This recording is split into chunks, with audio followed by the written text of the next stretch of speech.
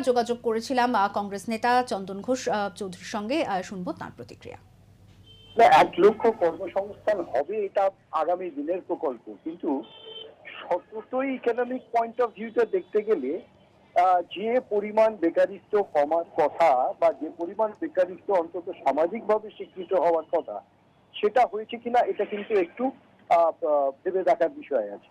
তার কারণ যে development of economy in Bengal, যে গ্রোথ ইকোনমি, সেক্ষেত্রে কিন্তু ঠিক যে সংখ্যাটা প্রতিহত হয়েছে তার সাথে মেলে না।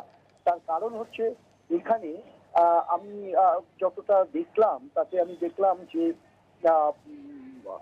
ইন্ডাস্ট্রিয়াল ডেভেলপমেন্ট মোর দেন 5 টাইমস, এগ্রিকালচারাল ডেভেলপমেন্ট মোর দেন 9 টাইমস।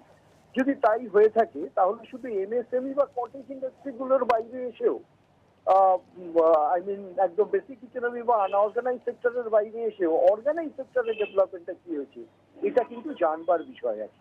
অর্থাৎ এখনো পর্যন্ত এই মন্তব্যটা যে আমরা এই যেখানে দাঁড়িয়ে আছি সেখানে এটা বলা যেতে পারে যে এই ঘটনা যা উনি বিবৃত করলেন সেটা আদপে ইকোনমিক ডেভেলপমেন্টের কোন স্তরে চিহ্নিত হবে। তবে এমএসএমই বা ইত্যাদি ক্ষেত্রে যে পশ্চিমবাংলার রেকর্ড ভালো এটা নিয়ে কোনো সন্দেহ নেই, কিন্তু যে প্রোগ্রেসটা থাকার কথা সেটা কিন্তু এখনো পর্যন্ত সেইভাবে অন্তত ইকোনমিক গ্রাউন্ডে আমরা দেখতে পাইনি। এবং দীর্ঘ একটা লোন যেটা আছে রাজ্যের উপরে সেটাও একটা ঘটনা।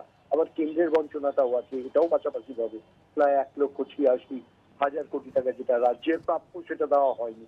এর জন্য আমরাও বারবার বলেছি। ইনফ্যাক্ট সেক্ষেত্রে কেন্দ্রের সাথে তারা আলোচনা চালাবেন, আগামী দিনে রাজনৈতিক পটভূমি কি হবে সেটা সম্পূর্ণ তাদের ব্যাপার। কিন্তু ইকোনমিক গ্রোথের ক্ষেত্রে আমার মনে হয় যে একেবারে গ্রাউন্ড এক্সপেরিয়েন্স হয়তো সবে।